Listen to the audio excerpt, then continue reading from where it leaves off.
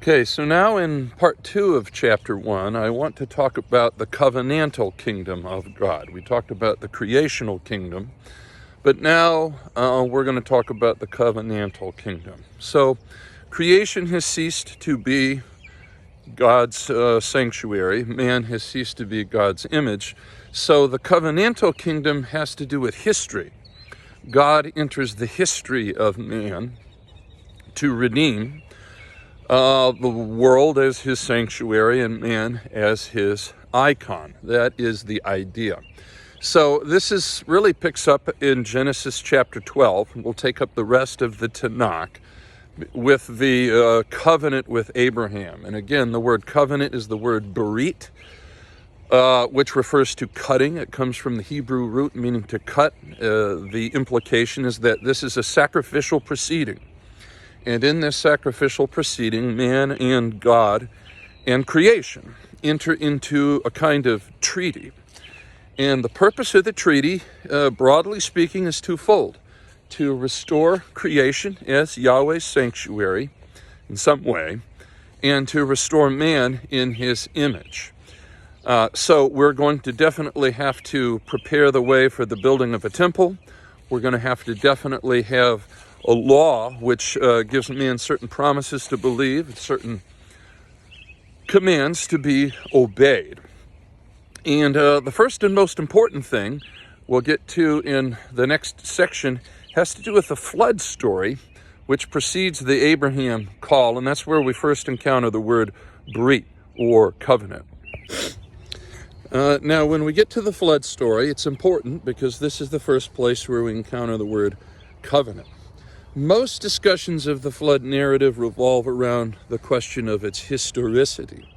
Did the flood event happen? If it did happen, was it a global flood or a local flood? How much of the biblical narrative should we read literally? And how much of this is poetic metaphor and figure of speech? I'm not going to chase down a lot of those issues in this video today. What I will point out is that the submersion and re-immersion of man and the world in the waters of the flood is a reenactment of creation. Creation in Genesis 1 and in the Psalms is always emerging from the primeval waters. So we have here really the remote origin of the ritual of baptism, the idea of death and rebirth, submersion and reimmersion from the waters. And this theme will reappear at key points in the unfolding of the covenant throughout the whole Bible. So first, we have the creation from the waters. Now we have the submersion and reimmersion of creation from the waters. The passage of the Israelites through the waters of the Red Sea in poetical passages, particularly in the prophets, will be drawn into parallelism with this. And of course, in the New Testament, baptism continues the imagery. What is the idea behind these themes? The idea is that the world as God's sanctuary and man as his image are going to be put to death and raised again, redeemed, so to speak. And this will be the beginning of the covenant process through which God reestablishes his kingdom on earth. Now, the second point that I want to make in this second section, is after the flood narrative. The flood narrative parallels the creation account.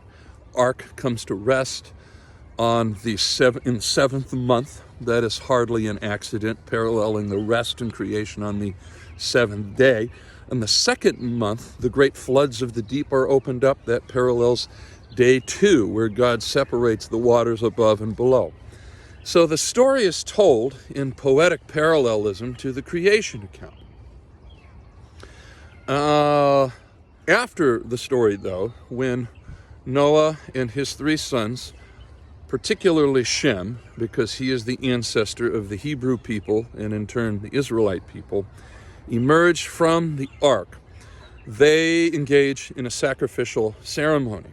And this again is the first mention of the word berit, or covenant.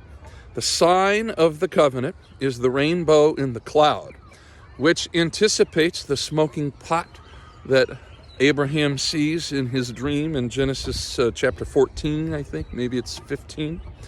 And also the pillar of fire and cloud that leads the Israelites through the desert. So we have this imagery of light shining through the cloud. The covenant ceremony involves the sacrifice of pure animals. By pure, that means animals that are fit for sacrifice. We'll have to talk more about those later, but for the time being, that's why Noah has to bring more than just a pair of pure animals, because we're already anticipating the sacrifice of animals and the use of the sacrificial system. In this covenant, Yahweh promises not to destroy the earth.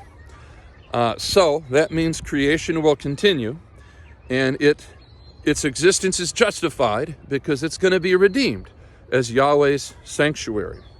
And man is commanded specifically concerning the shedding of blood. And the idea here again is that not only will creation survive, mankind will survive too.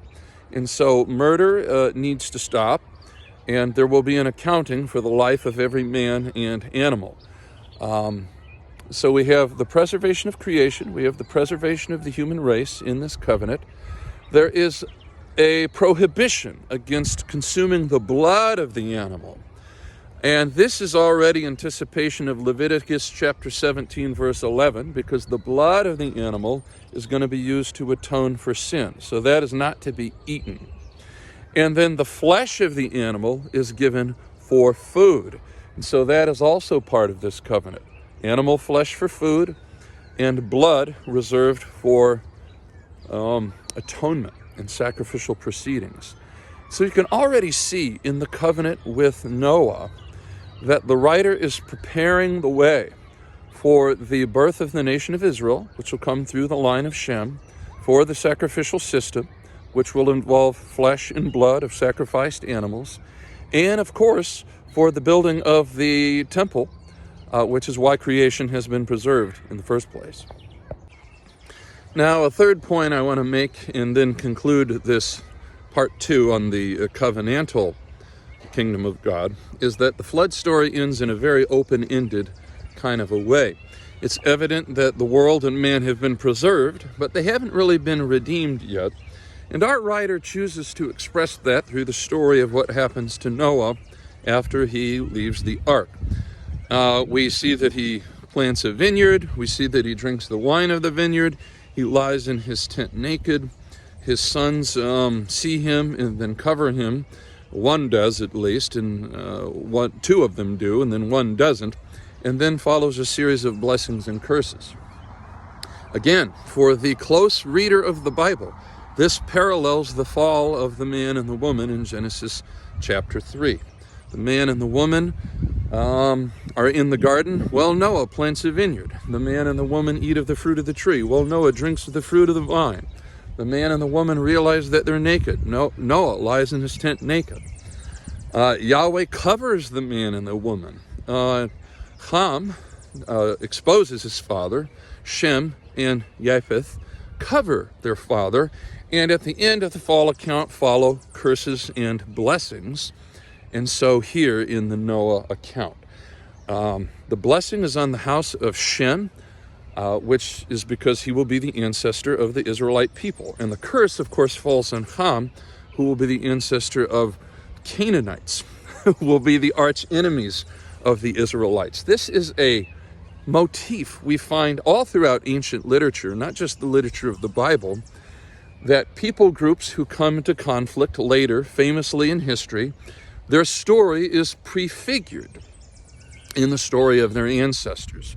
If any of you have read Virgil's Aeneid, you know that the famous conflict between the Romans and the Carthaginians is prefigured in the story of Aeneas and Dido in Virgil's Aeneid. So here's an example of that. And then Genesis 1 through 11 finishes out by tracing the ancestor of the religion of the Israelite people, that is Abraham. It's going to trace him through his father Terah, all the way back to an ancestor named Aber, from which we get the name Hebrews, and all the way back to Shem, which is where we get the word Semites. So our author is in a very, very big hurry because he wants to get to this redemption of the world as God's sanctuary and man as his image, and that means he has to get to the history of Israel real quick.